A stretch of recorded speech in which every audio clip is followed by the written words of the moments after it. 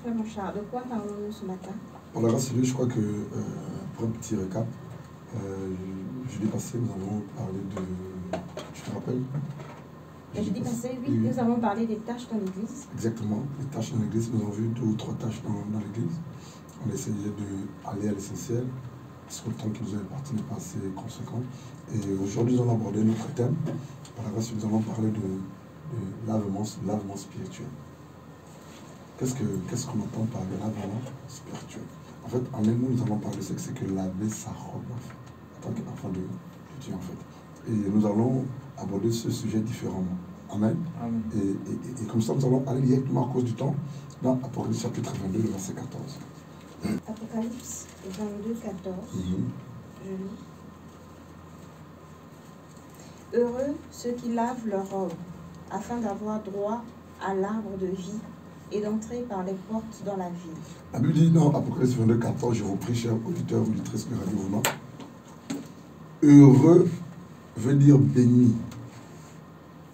Béni ou heureux ou sauvé ceux qui lavent leur robe, afin d'avoir droit à l'arbre de vie et d'entrer par les portes dans la ville. Elle dit heureux, béni, sauvé les hommes et les femmes qui lavent leur robe. De quel type de robe il s'agit ici? Dans certaines versions de la Bible, à la place de robe, c'est écrit tunique ou vêtement en fait. Et nous comprenons ici que Dieu demande à ce que les hommes et les femmes lavent leur robe. De quel type d'hommes et femmes il s'agit? Ici, il est question des hommes et femmes qui sont nés de nouveau, qui ont déjà accepté Christ Jésus comme Seigneur Sauveur personnel. Et ici, le maître, c'est Jésus-Christ de Nazareth qui parle. Comment savoir que c'est lui qui parle? Lis après le verset 12, s'il te plaît. 12.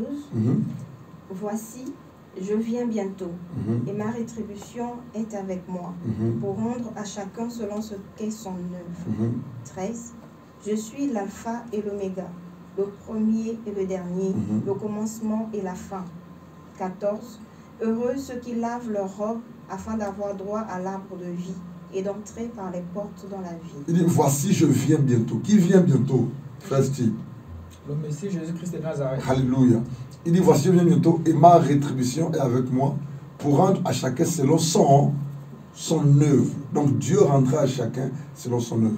Et qu'est-ce qu'il dit par la suite? Il dit, je suis l'alpha et l'oméga. Qui est l'alpha et l'oméga? Jésus. Jésus-Christ de Nazareth. Il dit par la suite, je suis le premier et le dernier. Qui est le premier et le dernier? Jésus.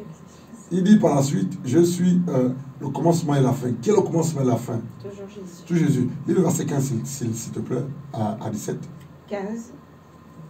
Dehors les chiens, les enchanteurs, les impudiques, les meurtriers, les idolâtres et quiconque aime et pratique le mensonge.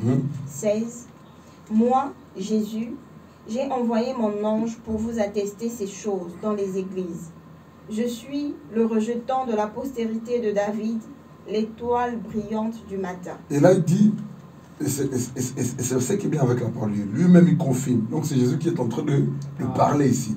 Il dit au verset 17, au verset 16, je veux dire, moi Jésus, j'ai envoyé mon ange pour vous attester ces choses. Dans les églises, je suis le rejeton et la postérité de David, l'étoile brillante du matin. Ici, nous comprenons que c'est Jésus qui parle. Et qu'est-ce que Jésus dit? Il dit, verset 14, c'est notre texte de base, il dit, heureux ceux qui lavent leur robe. Pourquoi c'est important de laver leur robe? Il dit, heureux ceux qui lavent leur robe, afin d'avoir droit à l'arbre de vie. Question, qui est l'arbre de vie? C'est Jésus-Christ. C'est Jésus-Christ de Nazareth. Il dit, afin d'avoir droit à l'arbre de vie et d'entrer par les portes et droit dans la vie. Donc ça veut dire quoi? Ça veut dire que vous qui nous écoutez ce matin, tu ne peux pas, voilà quoi, avoir droit à l'arbre de vie, tu ne peux pas entrer par les portes dans la ville, qui est la Nouvelle Jérusalem, par la grâce de Dieu, si tu ne laves pas ta robe. Alléluia. Ici, il n'est pas question de robe physique ou de vêtements physiques. Il est question de vêtements spirituels. Parce que tout homme, lorsque il vient en Christ Jésus, cet homme, par la grâce de Dieu, reçoit ou est revêtu d'un vêtement spirituel. Nous allons lire rapidement. Allons-y. 1 Corinthiens chapitre 6. On va lire le verset 9 à 11 pour commencer. 1 Corinthiens chapitre 6. Allons-y. 1 Corinthiens 6, 9 à 11. Ne savez-vous pas que les injustes n'hériteront point le royaume de Dieu? Qui est injuste? C'est lui qui pratique l'injustice. C'est ça, non? Allez-y. Ne vous y trompez pas, ni les impudiques. Qui est impudique? Ceux qui commettent l'impudicité. Et c'est quoi l'impudicité? C'est toute pratique qui sont liées au sexe, en pensée, en action, et qui ne glorifient pas Dieu. Amen. L'impudicité, le mot grec, c'est pornéia, qui s'est traduit en français par adultère. Tu es marié comme moi, tu tombes ta femme ou ton mari, tu es impudique. Si tu meurs, tu vas en enfer si tu ne te réponds pas. L'impudicité, c'est le fait d'avoir des rapports sexuels avec un homme, une femme sans être marié, quel que soit ton âge, ton rang social, tu sois pauvre ou riche, jaune ou blanc ou noir. Si tu as des relations sexuelles avec un homme en dehors des liens de mariage, tu pêches. Si tu meurs sans ta repas, tu iras en enfer. L'impudicité, c'est le fait de regarder des films pornographiques, les BD dessinés pornographiques. C'est aussi avoir un langage grossier. C'est imaginer dans ta mémoire d'avoir des rapports avec des hommes. Tout ça, c'est l'impudicité en fait. Et là, continue s'il te plaît. Ni les idolâtres. Les idolâtres, c'est ceux qui prient Maman Marie, ceux qui prient les anges et les idoles. Les idolâtres, c'est ceux qui ne prient pas Christ Jésus et qui n'ont pas pour Seigneur Sauveur Christ Jésus uniquement. Ils ont des fétiches, ils ont des gris-gris, ils s'attachent à ces choses. Et pour eux, ces choses, c'est leur Dieu. C'est des idolâtres, ils n'héritent pas leur Dieu. Continue. Ni les adultères. On a dit les adultères, c'est ceux qui sont mariés légalement, et puis après, ils trompent sa femme, ils trompent son mari. Ils n'héritent pas leur de Dieu. Alors, allons-y. Ni les efféminés. Ni les efféminés, dans ma version, c'est homosexuel. Les homosexuels, quel que soit ton rang social, ton nom ou le nom de ta famille, ou quelle que soit ta pauvreté ou ta richesse, si tu es homosexuel et tu meurs sans te repentir, tu vas en enfer. Ni les infâmes. Ni les infâmes, ni les voleurs. Ni les voleurs. Ni les cupides. Ni les cupides. Ni les ivrognes. Ni les ivrognes. Ni les outrageux. Ni les insulteurs. Ni les ravisseurs. Ceux qui veulent tout avoir pour eux-mêmes, rien pour les autres. N'hériteront le royaume de Dieu. N'hériteront point le royaume de Dieu. La Bible ici nous présente quelques catégories de personnes sur cette terre-là, quel que soit son rang social, quel que soit son nom ou le nom de sa famille, quelle que soit sa richesse ou sa pauvreté. Mais si cette personne meurt ou se retrouve dans les choses qu'on vient de citer au départ, ces personnes n'hériteront pas le royaume de Dieu. Si ces personnes n'héritent pas le royaume de Dieu, DG, où iront-ils? En enfer. C'est simple en fait. Continue verset 11. C'est ce qui nous intéresse le plus. Et c'est là ce que vous étiez, quelques-uns de vous. Alléluia. La Bible dit, et c'est là ce que vous étiez. Ici, l'apôtre Paul s'adresse à qui? Aux frères et aux sœurs de l'église de Corinthe. Donc à ces hommes, à ces femmes qui sont nés de nouveau, qui ont accepté Christ Jésus comme Seigneur Sauveur. Il dit, c'est ce que vous étiez. Tu étais menteur. Tu étais voleur, tu étais fornicateur, tu étais adultère, tu étais homosexuel, tu étais ivrogne, tu étais idolâtre. L'apôtre Paul dit, c'est ce que vous étiez, quelques-uns d'entre vous. Il ne dit pas tous. Alléluia. C'est très bien. Il dit, quelques-uns étaient menteurs, voleurs. Continue la suite, dit. Mais vous avez été lavés. Mais vous avez été lavés. Waouh. Nous parlons du lavage spirituel ou de lavement spirituel. Qu'est-ce que c'est que le lavage spirituel, selon toi, Leslie? Le fait de me faire dépouiller de tout péché, en fait. Exactement. Lorsqu'on parle de lavage spirituel, de lavement spirituel, c'est le fait de voir ces péchés être lavés par la personne de Christ Jésus. Et cela passe par le canal de la repentance. Et c'est le sang de Jésus qui nous lave de tout péché. Lorsqu'on accepte Christ Jésus comme Seigneur Sauveur personnel, quel que soit le poids, l'impact, le nombre de tes péchés, si tu te répands véritablement en te tournant vers Jésus, en confessant tes péchés, en les abandonnant, Jésus-Christ te lave de tous tes péchés. Et l'apôtre Paul dit, et c'est là ce que vous étiez, quelques-uns d'entre vous. Waouh! Si ce serait arrêté là, ce serait difficile. Il dit, mais vous avez été lavés, vous avez été nettoyés, vous avez été purifiés, vous avez été rincés, vous avez été lavés. Et nous comprenons pourquoi est-ce que dans Apocalypse chapitre 22, verset 14, qu'est-ce que Jésus dit? Il dit, heureux, bénis, sauvés, ces hommes qui lavent leurs vêtements ou robes en fait. De quel vêtement il s'agit? Ce n'est pas le vêtement que tu portes. Ce n'est pas le vêtement que je porte. La preuve, c'est que ce vêtement, il est tout en sale et puis on le lave avec du savon et de l'eau en fait. Mais de quel type de lavement il s'agit ici? Selon Apocalypse 22, il s'agit de lavage spirituel. Alléluia.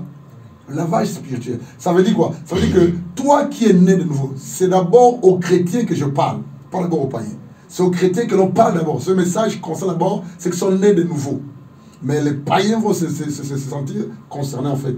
Toi qui es né de nouveau, lorsque tu as accepté Christ Jésus dans ta vie comme Seigneur personnel, quelque chose s'est fait. Qu'est-ce qui s'est fait? Jésus-Christ de Nazareth, par le cas de son sang, t'a lavé de tous tes péchés. il n'y a plus de condamnation pour ceux qui sont en Christ Jésus. Par conséquent, ce que Dieu attend de toi par la suite, c'est que tu continues à laver cette robe spirituelle dont tu étais revêtu depuis le jour où tu es né de nouveau. Alléluia. Peut-être que vous ne comprenez pas. Lisons rapidement par la grâce de Dieu, Ésaïe 64, le verset 4, 5 et 6. Allons-y.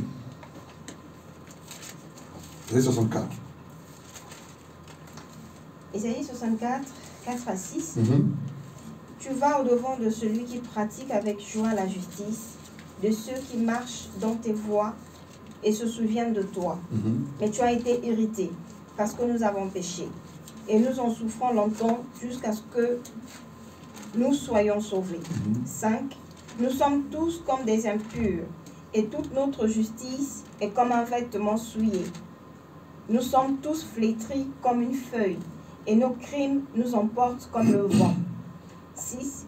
Il n'y a personne qui invoque ton nom, qui se réveille pour s'attacher à toi.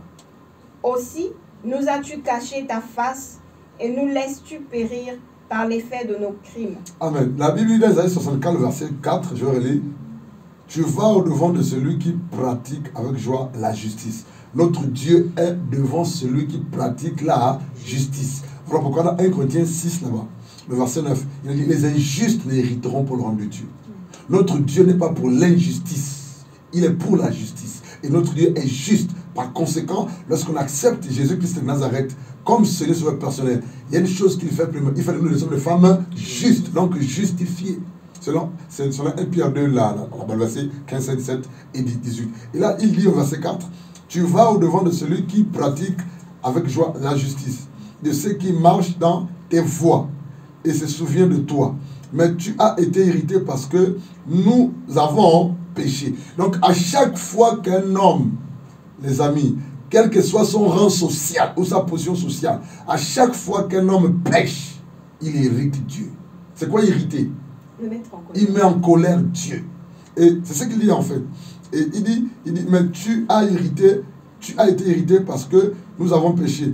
Et nous en souffrons longtemps jusqu'à ce que nous soyons sauvés. Verset 5. Nous sommes tous comme des impurs. Qu'est-ce qui rend impur? Le péché. C'est le péché qui rend impur. Il dit, nous sommes tous comme des impurs.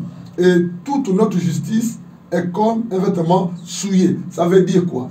La justice des hommes sans Dieu est souillée. La justice que tout homme donne sans Jésus-Christ de Nazareth est souillée. La justice que tout homme pratique sans appartenir à Christ Jésus est souillée. La justice que l'on donne, que l'on émet sans s'orienter vers la parole de Dieu est souillée en fait. Et c'est délicat de le dire en fait. Pourquoi? Parce que plusieurs personnes ne comprendront pas en fait. Ça veut dire quoi? Ça veut dire que selon Dieu, on ne peut pas être...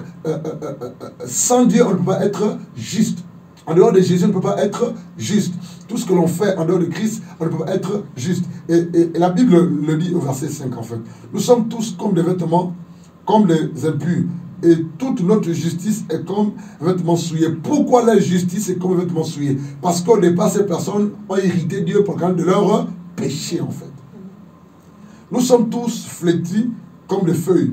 Et nos crimes nous emportent comme le vent.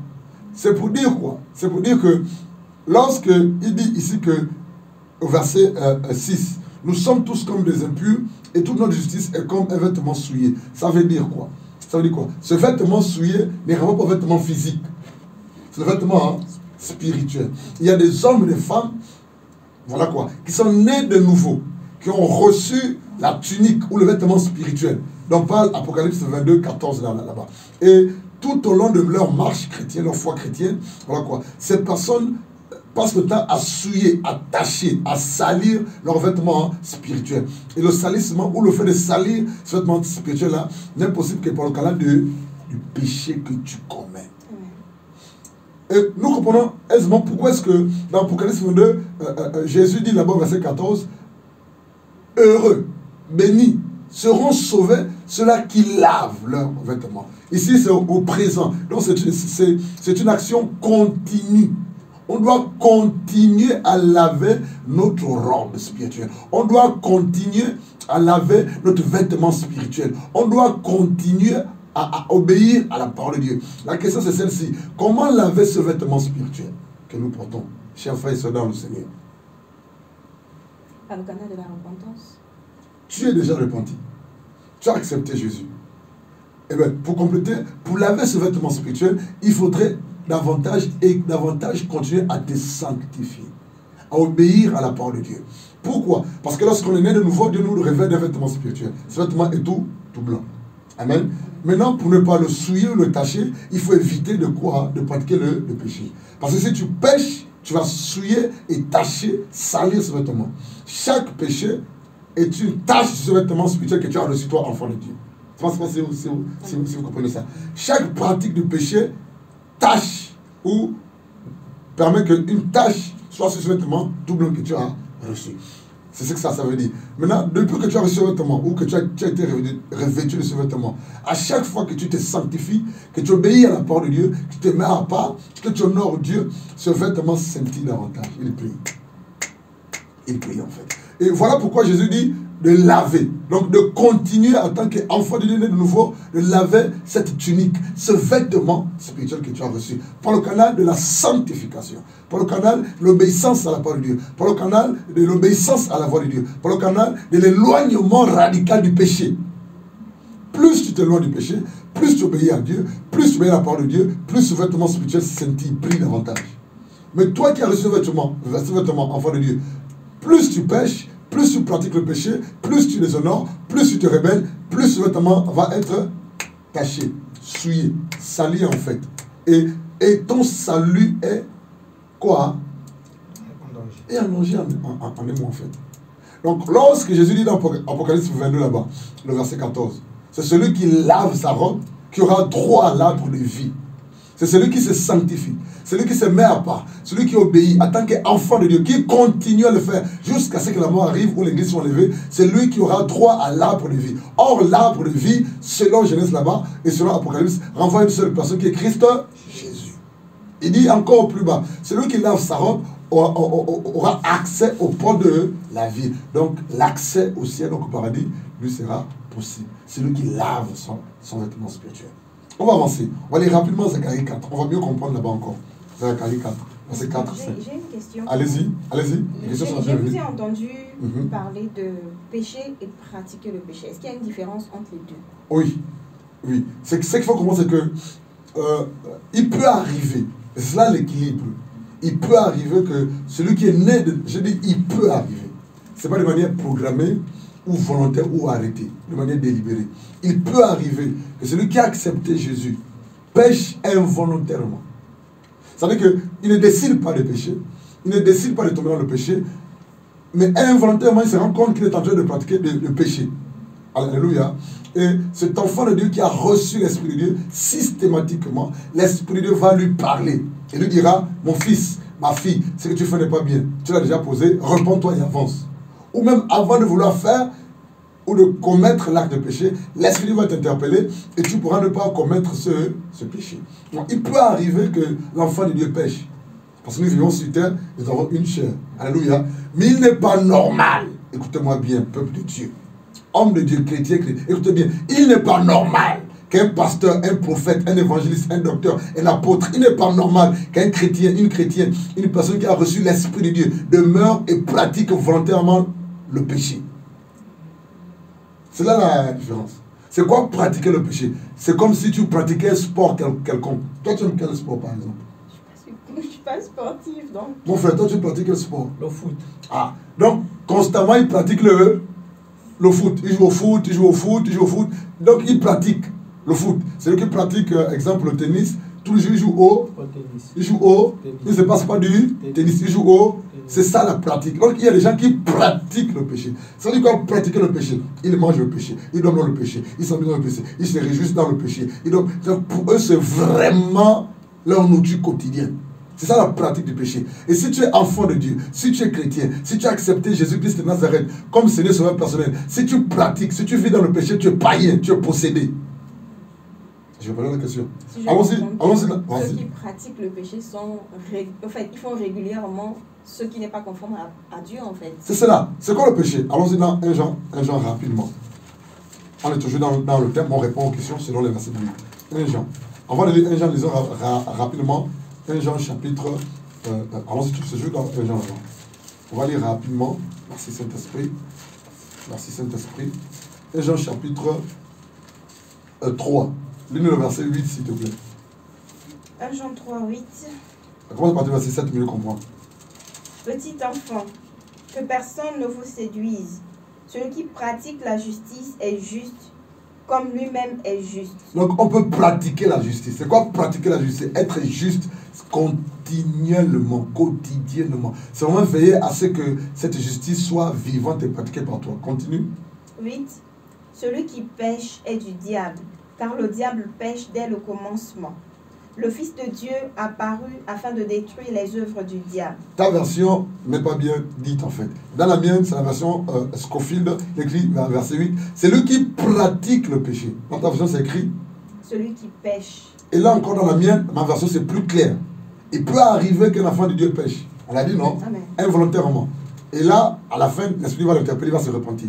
Il peut arriver qu'un enfant de Dieu pêche. Même avant de pécher, boum, l'Esprit lui parle. Blanchard, ça c'est pas de moi, arrête. Et de suite, tu te repens, tu arrêtes, tu ne consommes pas le péché. Mais la pratique du péché, en tant qu'enfant de Dieu, ce n'est pas possible. Si tu te dis enfant de Dieu, chrétien de nouveau, et que tu pratiques le péché, c'est-à-dire, si tu vis volontairement et quotidiennement dans le mensonge, c'est que tu es païen. Si tu es enfant de nouveau et que tu continues à coucher avec un homme, alors que tu sais que la fornication est un péché, que tu te dis chrétien, tu es païen. Et la Bible dit dans la version 1 Jean 3, 8, c'est lui qui pratique le péché. Celui qui vit volontairement dans le péché. Celui qui commet le péché volontairement. Alors que c'est dit enfant de Dieu, qu'est-ce que la Bible dit? Est du diable en fait. Donc la pratique du péché, la consommation volontaire, l'exercice du péché de manière volontaire, fait de toi un enfant du diable. Tu peux te justifier. Mais la Bible dit que quiconque pratique le péché est du diable. Ça veut dire quoi? Tu t'identifies au diable sur le plan spirituel parce que tu pratiques les œuvres du diable. La Bible dit du diable qu'il est le père du mensonge. Par conséquent, celui qui pratique le mensonge est enfant du diable. C'est tout en fait. Amen. Alléluia. Maintenant, qu'est-ce que c'est que le péché? Lis juste un peu plus bas. Le verset 4 de 1 Jean 3. 1 Jean 3, 4. 1 Jean 3, 4. Quiconque pêche transgresse la loi. Et le péché est la transgression de la loi. La Bible dit quiconque. Ce qui est bien, c'est que la Bible ne met pas le nom de quelqu'un. Dans le quiconque là, tout le monde peut se retrouver. Si le DG pratique le péché, il est du diable. Si Blanchard pratique le péché, il est du diable. Si Diawo pratique le péché, il est du diable. Même si tu te dis pasteur ou prophète, mais si tu pratiques un péché quelconque, ma Bible, ta Bible, notre Bible, la parole nous dit que tu es du diable. Il n'y a pas à négocier en fait. Tu peux te justifier. Tu peux te consoler. Tu peux donner l'offrande. Mon frère, si tu pratiques un péché quelconque, si tu meurs sans te repentir, tu vas en enfer. Tu vas aller retrouver le diable à son endroit. Le feu éternel. Là où se trouve actuellement. Où lorsqu'il va se trouver. Cela dépend. Amen. Et donc, c'est quoi le péché? Le péché, c'est la transgression de la loi. C'est quoi la loi? La parole de Dieu. Le péché, c'est quoi? C'est lorsque tu violes ce qui est écrit. Mais qu'est-ce qui est écrit? Qu'est-ce qui est écrit? Il est écrit que tu ne mentiras point. Il est écrit que tu ne mentiras point. Donc si tu mens, tu violes. Donc tu pêches. Qu'est-ce qui est écrit? Tu ne commettras pas d'adultère. Donc si tu commets l'adultère, tu violes. Donc tu pêches. Qu'est-ce qui est écrit? Tu n'haïras pas ton prochain. Donc si tu as la haine avec ton frère, c'est que tu pêches. Par conséquent, tu violes. Qu'est-ce qui est écrit? Tu n'auras qu'un seul Dieu. En fait, tu n'auras que Jésus comme Dieu. Si tu Amen. adores un autre Dieu. Alléluia. Et si tu adores un autre Dieu que Jésus-Christ, donc tu pêches. Si tu me tueras où? C'est tout. Amen. Le péché, c'est la violation, la transgression de la loi. Je reviens à ta question. Amen. On peut y aller. Zacharie chapitre 4. Zacharie 4, 4, 5. Zacharie 4, 4, 5. Et reprenant la parole, je dis à l'ange qui parlait avec moi, que signifient ces choses, mon Seigneur? 5. L'ange qui parlait avec moi me répondit, ne sais-tu pas ce que signifient ces choses? Je dis, non, mon Seigneur. 6. Alors, il reprit et me dit, c'est ici la parole que l'Éternel adresse à Zorobabel.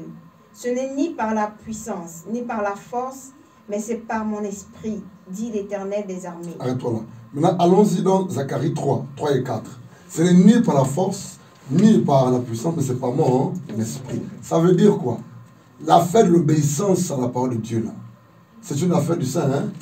Ça veut dire quoi? Si tu as reçu le Saint-Esprit pour le cas de la nouvelle naissance, c'est que tu peux obéir à la parole de Dieu. Donc si tu n'arrives pas à obéir à la parole de Dieu, alors que tu es de nouveau, or, on ne peut pas parler de nouvelle naissance sans la réception du Saint-Esprit. Si tu as reçu le Saint-Esprit pour le cas de la nouvelle naissance et que tu continues à demeurer dans le péché, c'est que tu n'es pas né de eux, c'est que tu es païen également. C'est aussi simple que ça.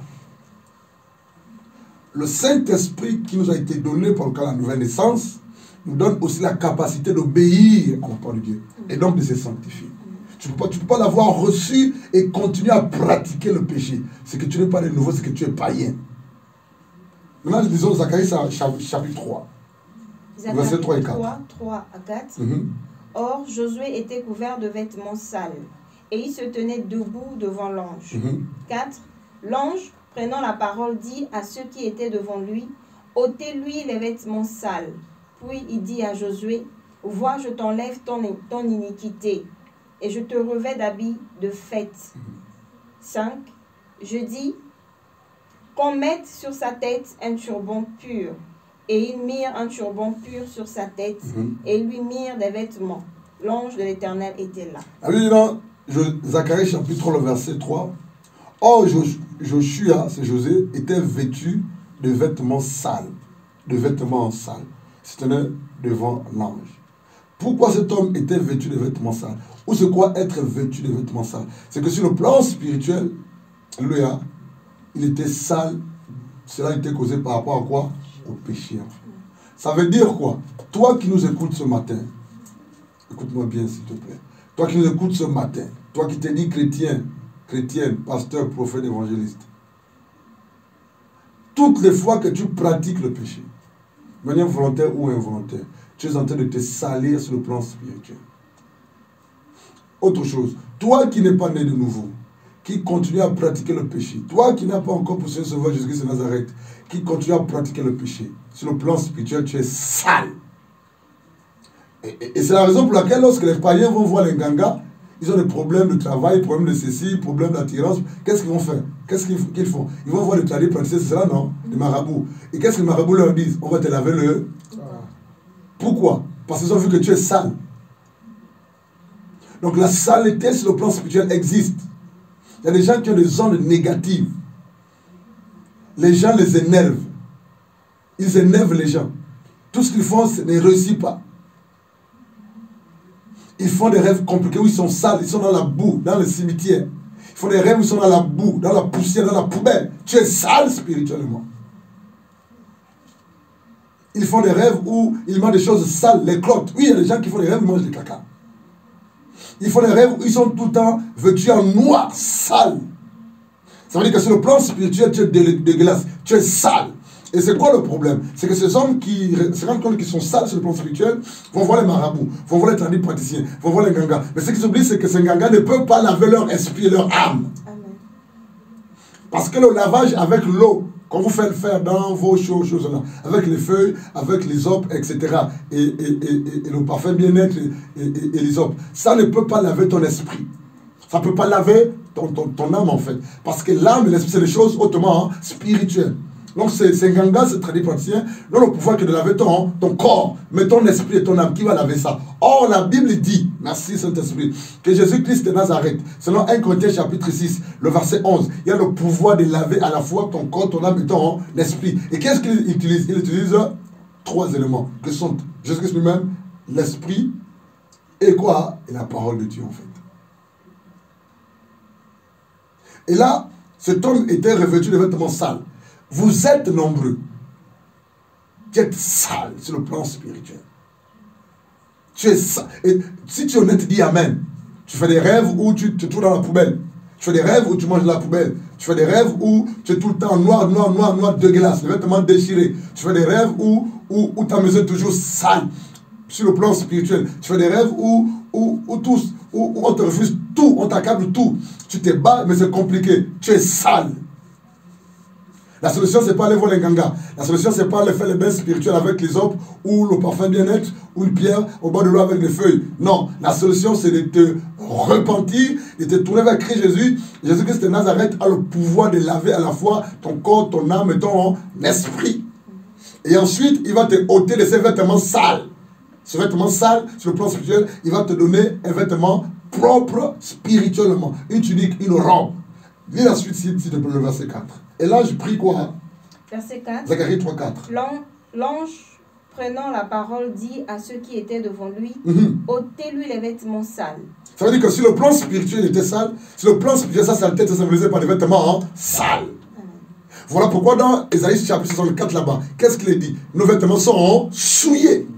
De quel type de vêtements il s'agit? Il s'agit des vêtements spirituels, la moralité, ta moralité en fait. Continue. Ôtez-lui. Ôtez-lui ses vêtements sales. 5. C'est toujours le verset 4. Le verset 4.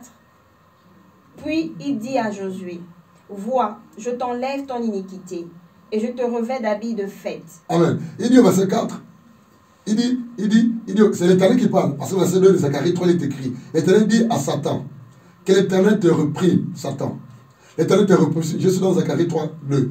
L'Éternel dit à Satan, que l'Éternel te reprime, Satan. Que l'Éternel te reprime. Lui qui a choisi Jérusalem. Celui-ci n'est-il pas un tison retiré du feu? Verset 3. Or, Josué ou Joshua était vêtu de vêtements sales. Il se tenait devant l'ange. Pourquoi ce vêtement était sale? À cause du péché. Verset 3. Et l'ange prit la parole et dit à ceux qui se tenaient devant lui, ôtez-lui ses vêtements sales. Puis il dit à Joshua ou à Josué, vois, je t'enlève ton iniquité. Ici, iniquité veut dire péché, de manière simple. Et je te revêt d'habits magnifiques.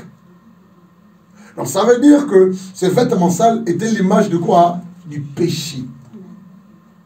Et Dieu a enlevé ce vêtement sale. Et Dieu l'a revêtu de vêtements magnifiques. D'où Apocalypse 22, verset 14. Lavez vos robes. Dieu nous revêt d'une robe spirituelle, des vêtements spirituels. Lorsqu'on accepte le Seigneur Jésus-Christ de Nazareth comme Seigneur Sauveur personnel. Et par après, Dieu voudrait que tu continues à laver cette robe. Et le fait de laver cette robe veut dire quoi? Continuer à se sanctifier, à obéir, à se séparer du péché, à s'éloigner du mal. Mais il y en a qui ont revêtu ce vêtement, mais qui continuent à pratiquer le péché. Par conséquent, ils tâchent, ils souillent, ils salissent ce vêtement. Et par conséquent, tu ne rentreras pas au ciel. C'est ça la parole. C'est ça l'évangile. La Bible dit que le salaire du péché, c'est la mort. À chaque fois qu'une femme pratique le péché, même si que intelligemment, tu peux justifier ton péché. Péché, c'est péché. Tout péché conduit en enfer. Je te donne un conseil gratuit. Répands-toi dans toi, Jésus-Christ de Nazareth. Tu vas mourir, je vais mourir. Où passeras-tu ton éternité? Ton argent va rester. Tes comptes à banque vont rester. Ta position là, c'est quoi? On appelle ça comment? Ta place là, ton bureau là, c'est quelqu'un d'autre qui va s'asseoir là-dessus. Ta femme là, quelqu'un d'autre va l'épouser derrière toi. Ton mari là, quelqu'un d'autre va prendre derrière toi. Qu'est-ce qui t'empêche? Tu peux être orgueilleux ou fier. Ton orgueil ne te sauvera pas. Ton intelligence ne te sauvera pas. Tes diplômes ne te sauveront pas. Tes relations ne te sauveront pas. Jésus-Christ t'étend la main. Viens à lui pour le pardon de tes péchés en vue du salut de ton âme. Pasteur Blanchard, oui. Comment concrètement laver son vêtement en fait? Pour cet homme qui vous écoute maintenant et qui est convaincu qu'il est sale devant le Seigneur, comment doit-il s'y prendre pour laver son vêtement? Pour répondre à cette question, on va les 2 versets. J'espère que le nez va donner un peu de temps. 2 versets. On a encore le temps, je crois. 2 versets. On va commencer dans 2 Thessaloniciens, chapitre 2, verset 10 à 12. Allons-y. Ensuite, 2 Corinthiens, chapitre 3. Voilà quoi, le verset 18. Très bonne question. 2 Thessaloniciens, chapitre 2, verset 10 et 12. Comment concrètement laver sa robe ou sa tunique spirituelle? Alléluia. On l'a dit, on va le redire clairement. 2 Thessaloniciens 2, 10 à 12. Je ne sais pas bien comment c'est parti de 9. Vas-y, c'est très bien. C'est très bien. L'apparition de cet empire se fera par la puissance de Satan, avec toutes sortes de miracles, de signes et de prodiges mensongers. 10. Et avec toutes les séductions de l'iniquité pour ceux qui périssent parce qu'ils n'ont pas reçu l'amour de la vérité pour être sauvés. 11. Aussi Dieu leur envoie une puissance d'égarement pour qu'ils croient au mensonge. 12. Afin que tous ceux qui n'ont pas cru à la vérité, mais qui ont pris plaisir à l'injustice, soient condamnés. C'est clair. La Bible dit dans 2 Thessaloniciens chapitre 2, le verset 9 à 12, que te bénisse, femme. L'apparition de cet impie se fera par la puissance de Satan, avec toutes sortes de miracles, des signes et des prodiges mensongers. C'est là il est question, c'est précisément de la grande tribulation. La Bible dit au verset 10, et avec toute séduction de l'iniquité. Quand on parle d'iniquité, c'est ce qui n'est pas égal, donc c'est le péché. Pour ceux qui périssent parce qu'ils n'ont pas reçu l'amour de la vérité pour être sauvés. Pourquoi les gens iront en enfer? Parce qu'ils refusent de recevoir l'amour. Et qui est l'amour par excellence? Christ Jésus. Pourquoi les gens périssent et vont finir en enfer? Parce qu'ils refusent la vérité. Et qui est la vérité par excellence? Christ Jésus. La Bible dit de Jésus qu'il est le chemin, la vérité et la vie. C'est clair. Il dit verset 10. Et avec toutes les séductions de l'iniquité pour ceux qui périssent. Pourquoi ils vont périr? Et s'ils périssent, il veut dire aller en enfer, dans le feu éternel. Pourquoi vont-ils aller en enfer, donc dans le feu éternel? Parce que la Bible dit, ils n'ont pas reçu l'amour qui est la personne de Christ Jésus. Parce qu'ils n'ont pas reçu la vérité qui est la personne de Christ Jésus. Par conséquent, ils ne peuvent pas être sauvés.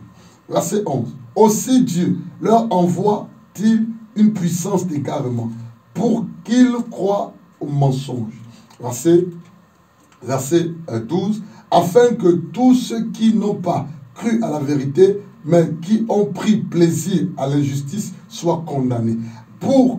Afin que tous ceux qui n'ont pas cru à la vérité, afin que tous ceux qui n'ont pas cru en Christ Jésus, mais qui ont pris plaisir à quoi? L'injustice, soient condamnés. Peut-être que je n'ai pas encore répondu à ta question clairement, c'est ça là? C'est comment on la réponse à ta question.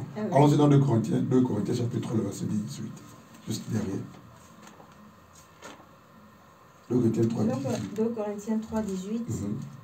Nous tous qui, le visage découvert, contemplant comme dans un miroir la gloire du Seigneur, nous sommes transformés en la même image, de gloire en gloire, comme par le Seigneur l'Esprit. Je vais relire. Écoutez bien s'il vous plaît. La Bible dit dans 2 Corinthiens chapitre 3, le verset 18. Il est écrit, nous tous donc, le visage découvert, nous tous émis pour qui? Pour les hommes et les femmes qui sont nés de nouveau, ceux qui appartiennent à Jésus. C'est de eux dont il est question dans ce verset. Nous tous donc, le visage découvert, c'est ça non? Reflète la gloire, c'est cela, du Seigneur.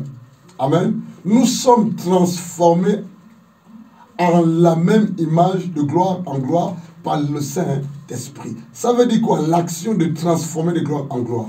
Lorsqu'il parle de l'action de transformer de gloire en gloire par le Saint-Esprit, c'est vraiment faire face à Jésus-Christ de Nazareth. C'est quoi faire face à Jésus-Christ de Nazareth? C'est vraiment être à l'image de Jésus-Christ de Nazareth. Ça veut dire quoi? Pour laver sa robe, par la grâce de Dieu, il faudrait par la grâce de Dieu que ta vie reflète de manière continue la vie et la personne de Christ Jésus. Et cela passe par quoi? Par l'obéissance à la parole de Dieu. Cela passe par quoi? Par la vie de sanctification. Cela passe par quoi? Par l'éloignement du péché. Cela passe par quoi? Par la soumission à Dieu. Cela passe par quoi? À l'écoute et à l'obéissance de la voix de Dieu. Lorsqu'il te parle. Lorsque la Bible parle, par la grâce de Dieu, nous tous, donc le visage découvert, reflète la gloire de Dieu, du Seigneur. Nous sommes transformés de gloire en gloire. Qu'est-ce qui va nous transformer de gloire en gloire? L'obéissance à la parole de Dieu, l'application à la parole de Dieu, la soumission à Dieu, la vie de sanctification. Si nous n'obéissons pas à Dieu et donc à la parole de Dieu, ce n'est pas une vie de sanctification, une vie de mise à part. Nous n'irons pas et nous n'allons pas de gloire en gloire. Ça veut dire que de gloire en gloire, la ressemblance de manière progressive et continue de la personne de Christ Jésus. Est-ce que c'est clair? Lisons rapidement, par la grâce de Dieu, merci Saint-Esprit, Ephésiens 4, 11. Allons-y. Et ensuite, on va aller dans Apocalypse 22, là-bas. Allons-y. Rapidement. Seigneur, merci pour le temps. Ephésiens 4, 11. En descendant, vas-y. Et il a donné les uns comme apôtres, les autres comme prophètes, les autres comme évangélistes, les autres comme pasteurs et docteurs, pour le perfectionnement des saints en vue de l'œuvre du ministère et de l'édification du corps de Christ. Continue. 13. Jusqu'à ce que nous soyons tous parvenus à l'unité Jusqu'à ce que nous soyons tous parvenus à l'unité de la foi. et de la connaissance du Fils de Dieu. C'est quoi laver sa robe? C'est davantage avoir cette connaissance véritable de la parole de Dieu qui est Christ Jésus en fait. Alléluia. On ne peut pas laver sa robe si on n'a pas une connaissance véritable de la personne de Jésus de Nazareth. Et la connaissance véritable de la personne de Jésus te poussera à faire quoi? À obéir à ce Dieu et donc à sa parole. Continue, femme. À l'état d'homme fait, à la mesure de la stature parfaite de Christ. C'est quoi la mesure? C'est quoi à la mesure de la stature parfaite de Christ? C'est quoi la mesure? C'est quoi l'expression à la mesure de la stature parfaite de Christ? Ça veut dire qu'on doit ressembler à Christ Jésus. Comment laver sa robe? Tout en sachant, pour laver sa robe, il faudrait vouloir ressembler de manière continue, progressive et continue à Christ Jésus. Et comment y arriver? Cela passe obligatoirement par l'obéissance à la parole de Dieu. Alléluia. Alléluia. Allons-y rapidement. Apocalypse chapitre 7, verset 9. Allons-y. Apocalypse 7, 9. En descendant, vas-y. Après cela, je regardais, et voici, il y avait une grande foule que personne ne pouvait compter, de toute nation, de toute tribu, de tout peuple et de toute langue. Ils se tenaient devant le trône et devant l'agneau, revêtus de robes blanches et des palmes dans leurs mains. 10. Et ils criaient d'une voix forte en disant, « Le salut est à notre Dieu qui est assis sur le trône et à l'agneau. » 11. Et tous les anges se tenaient autour du trône et des vieillards et des 4 êtres vivants. Et ils se prosternèrent sur leurs faces devant le trône. Et ils adorèrent Dieu en disant, Amen. La louange, la gloire, la sagesse, l'action de grâce, l'honneur, la puissance et la force soient à notre Dieu au siècle des siècles. Alléluia. Amen. Continue. 13. Et l'un des vieillards prit la parole et me dit, ceux qui sont revêtus de robes blanches, qui sont-ils et d'où sont-ils venus? 14. Je lui dis, mon Seigneur, tu le sais. Et il me dit, ce sont, on lit tous ensemble s'il te plaît, ce sont ceux qui viennent de la grande tribulation. Ils ont lavé leurs robes et ils ont blanchi dans le sang de l'agneau. Tu ne peux pas être sauvé si ta robe n'est pas lavée ou blanchie en fait. Et qu'est-ce qui peut véritablement contribuer au blanchissement ou au lavement de la robe que tu as reçue, ce vêtement spirituel? C'est l'acceptation de Christ Jésus. Lorsque tu l'as accepté, il te donne cette robe et tu continues à obéir à la parole de Dieu, à te sanctifier, à aimer la vérité, à prêcher la vérité, à haïr le péché, à t'éloigner du péché. Que Dieu vous bénisse. Apocalypse 19, le verset 11 en descendant. Ensuite, on conclut avec Apocalypse chapitre 20, 22, verset 14. Apocalypse 19, le verset 11. Vas-y. Apocalypse 19 à partir du verset 11. À 16. Vas-y, s'il te plaît. Puis je vis le ciel ouvert. Alléluia. Et voici parut un cheval blanc. Celui qui le montait s'appelle Fidèle et Véritable. Et il juge et combat avec justice. 12. Ses yeux étaient comme une flamme de feu. Sur sa tête étaient plusieurs diadèmes. Il avait un nom écrit que personne ne connaît si ce n'est lui-même. 13. Et il était revêtu d'un vêtement teint de sang. Son nom est la parole de Dieu. Alléluia. 14. Les armées qui sont dans le ciel le suivaient sur des chevaux blancs, revêtus d'un fin lin, blanc pur. 15. De sa bouche sortait une épée aiguë pour frapper les nations. Il les pètera avec une verge de fer, et il foulera la cuve du vin de l'ardente colère du Dieu Tout-Puissant. 16. Il avait sur son vêtement et sur sa cuisse un nom écrit, Roi des rois et Seigneur des seigneurs. La Bible dit dans Apocalypse chapitre 19, verset 11, puis je vis le ciel ouvert, alléluia, et voici parut un cheval blanc. Celui qui le montait s'appelait Fidèle. Le nom de notre Dieu est Fidèle, avec grand F, alléluia, et véritable. Il est la vérité, avec grand V en fait. Elle dit, et le juge... Pardon, et il juge et combat avec justice. Amen. Verset 12. Ses yeux étaient comme une flamme de feu. Sur sa tête étaient plusieurs diadèmes. Il avait un nom écrit que personne ne connaissait, si ce n'est lui-même. Verset 13. Et il était revêtu d'un vêtement d'un vêtement teint de sang. Ça veut dire quoi? Ce vêtement teint de sang-là, alléluia, symbolise quoi? Le jugement de Dieu en fait. Et il revient avec ce vêtement teint de sang. Écoute bien la suite. La Bible dit au verset 13, et il était revêtu d'un vêtement teint de sang. Son nom est la parole de Dieu. C'est Christ Jésus en question, lui maintenant il est décrit ici. Et puis au verset 14, les armées qui sont dans le ciel. Parce qu'il est question de la venue de Christ après la grande tribulation en fait. Il viendra pour le millénium sur terre. Et la Bible va venir sur terre pour venir pendant 1000 ans avec une armée. Et parmi ces armées, il y a aussi les hommes et les femmes qui ont bénéficié de l'enlèvement de l'Église. La Bible dit au verset 14, les armées qui sont dans le ciel le suivaient sur les chevaux blancs, revêtus d'un fin lin comment Blanc. et pur. Tu ne peux pas faire partie de la présence de Dieu ou tu peux aller dans la présence de Dieu, être bénéficié ou bénéficier de l'enlèvement de l'Église et être aux côtés de Christ si ton vêtement est sale ou souillé par le péché. Donc c'est quoi l'évangile que vous prêchez dans vos églises où on ne vous presse pas, on ne vous pousse pas à vous séparer du péché, à obéir à la parole de Dieu. On ne vous prêche que les choses que vous voulez entendre. On ne vous prêche que les choses de la terre. Or, les choses de la terre ne peuvent pas hériter le royaume. Et ceux qui sont de la terre ne peuvent pas hériter le royaume. Ce ne sont que les hommes et les femmes spirituels qui lavent leur robe, leur tunique, qui peuvent hériter le royaume et être constamment dans la présence de Dieu. Et la Bible dit au verset 14, l'armée ou les armées qui étaient dans le ciel le suivaient. Suivaient qui? Jésus-Christ de Nazareth, la parole de Dieu. La Bible dit le suivait sur les cheveux blancs, revêtus d'un fin lin blanc pur, qui était revêtu d'un fin lin blanc et pur. L'armée de Dieu qui suivait Christ, Jésus. Et il dit, par après, de sa bouche, la bouche de Jésus, sortait quoi? Une épée aiguë. C'est la parole de Dieu pour frapper. Il reviendra pour juger, frère. Quand Jésus viendra, ce ne sera plus pour sauver, pour parler le péché. C'est pour apporter son jugement. Malheur à toi si tu n'as pas bénéficié de l'enlèvement de l'Église. De sa bouche sortira une épée aiguë pour frapper les nations. Il les pètera avec une verge de fer.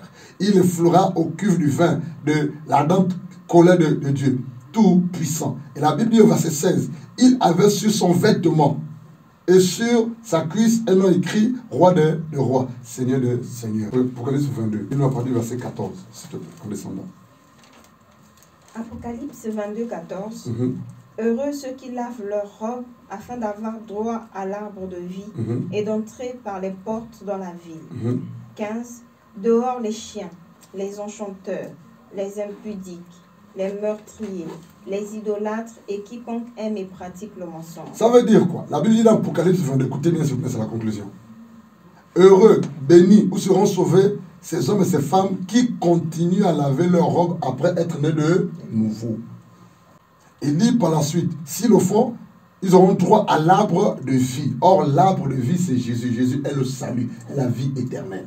Donc, si tu ne laves pas ta robe, tu n'as pas droit à l'arbre de vie, qui est Jésus, qui est le salut. Et la Bible dit, et ils vont entrer par la porte dans la ville. Donc, pour aller dans la présence de Dieu, dans la ville, au paradis céleste, dans Jérusalem, il faudrait, prier toi qui es nouveau, continuer à laver ton vêtement, ta robe. Là, l'évangile qui dit qu'on peut être chrétien de nouveau et continuer à pratiquer le péché, ça vient de l'enfer. C'est diabolique. C'est vraiment diabolique. C'est vraiment diabolique. C'est vraiment diabolique. Vraiment diabolique. Il y a l'évangile qui circule dehors et qui dit que Jésus a déjà porté nos péchés. Et si tu l'acceptes, si tu es déjà pardonné et sauvé, tu peux continuer pour toi à boire, à fumer, à concubiner, à commettre l'adultère, à être homosexuel, à mentir, à voler, pratiquer la sorcellerie. Parce que tu as accepté Jésus, il t'a déjà pardonné, tu es déjà sauvé. Or, le salut ne se perd pas. Voilà quoi. Jésus nous a déjà sauvé, il ne va pas arracher ce qui sera dans le creux de ta main. Mauvaise traduction de ce passage. Il dit, continuons à laver notre robe, notre vêtement spirituel. C'est alors qu'on aura droit à l'arbre de vie. C'est alors qu'on pourra avoir accès à la ville. Verset 15. La Bible dit, dehors les chiens. C'est qui les chiens? Les chiens, c'est les magiciens. Dehors les chiens. Dehors les magiciens. Dehors les fornicateurs. Dehors les meurtriers. Dehors les idolâtres. Dehors et quiconque aime et pratique le mensonge. Ça veut dire quoi? Ici, l'expression dehors veut dire hors de la présence de Dieu. ne peut pas entrer au ciel, donc aller au paradis, les chiens. Qui sont les chiens? Les chiens, c'est l'image de ces personnes qui se disent chrétiennes, mais qui continuent à pratiquer le péché. Dieu te dit, tu es dehors. Sur la terre, il y a des chiens spirituels. C'est qui les chiens spirituels? Les hommes et les femmes qui pratiquent le péché. Même si que tu vas à l'église, même si que tu pries, même si tu donnes le dîme des offrandes, mais si tu pratiques un péché quelconque, Dieu te dit tu es un chien spirituel. Regardez le chien naturel. Il fait caca, il répond, il fait caca, vrai ou faux? Il fait pipi, il répond si c'est pipi, vrai ou faux? Il avance, il recule. Il y a des frères comme ça, il y a des personnes comme ça dans l'église, dans le corps de Christ. Ils ne sont pas stables. Leur foi chrétienne est en dents de scie. Mais avec de tels comportements, avec de tels caractères, où vas-tu aller? Pas au ciel. Et si la mort te trouve en temps, un jour tu obéis, un jour tu désobéis. Un jour tu dis la vérité, un jour tu dis le mensonge. Un jour tu t'abstiens de fornication, un jour tu pratiques la fornication. Avec tel comportement, où iras-tu? Mais la Bible dit, tu n'as pas le droit d'être dans sa présence. Il dit dehors les chiens. Dehors les chiens. Dehors les magiciens. C'est qui les magiciens? Le mot magicien en grec c'est pharmakeia, avec PH. Pharmakeia, qui se traduit en français par sorcier, par sataniste, par occultiste, par franc-maçon, rosiclicien. Donc dehors les francs-maçons, dehors les occultistes, dehors les rosicliciens, dehors les gangas, dehors ceux qui manipulent les esprits ou les démons. Dehors les impudiques, dehors les fornicateurs, dehors les adultères, dehors les meurtriers, dehors quiconque aime et pratique le mensonge. Ça veut dire quoi? Ça veut dire qu'ici c'est Jésus qui parle lui-même. C'est pas Paul, c'est pas Pierre, c'est pas Jean. C'est le maître qui parle, le Mashiach. Jésus revient bientôt. Église, préparez-vous à la rencontre du Messie. Préparez-nous à l'arrivée du Messie. C'est ça l'évangile. Où passeras-tu ton éternité? Toi qui as donné ta vie à Jésus, mais tu continues à être léger dans le péché. Tu continues à flirter avec le péché. Tu continues à forniquer avec le péché. Mais avec de tels comportements, où iras-tu? Si tu ne te réponds pas, tu iras en enfer. Mais ce matin, nous sommes venus te dire qu'il n'est pas trop tard. Donne ta vie à Jésus. Repends-toi. Que Dieu vous bénisse. Christine, est-ce que tu as quelque chose à dire? Non, tout simplement encourager mes frères et sœurs qui ont donné leur vie au Seigneur et qui continuent à pratiquer le péché, d'abandonner parce que c'est la vérité et le Messie revient bientôt. Amen. Et par son esprit, il nous aide à pratiquer la justice parce que notre Dieu est juste, il est véritable. Que Dieu vous bénisse. Amen. Que le Seigneur soit béni. Le but de ce message, ce n'est pas de te culpabiliser, toi qui n'es pas encore converti, ou qui est converti, qui entre à ce comportement de chien, te repentir, revenir sur ce que tu as abandonné, repartir, reculer, avancer. Mais c'est de t'aider à te relever et à revenir à Jésus en fait. D'où l'amour de Dieu également, c'est que tu es encore en vie. Amen. Pendant que tu es encore en vie, tu peux encore te repentir. Amen. Une fois que tu ne seras plus de ce monde des vivants, il n'y aurait plus la possibilité pour toi de revenir à Jésus. Réponds-toi maintenant pour que ton éternité soit sauvée. Par la grâce de Dieu, je crois que cette parole a fait quelque chose dans ton cœur, a produit une semence dans ton cœur, a déposé une semence dans ton cœur. Et que le Saint-Esprit te convainc à cet instant même que tu es sale. Et si tu es convaincu que tu es sale, réponds-toi, donne ta vie à Jésus. Réponds-toi, reviens à Jésus.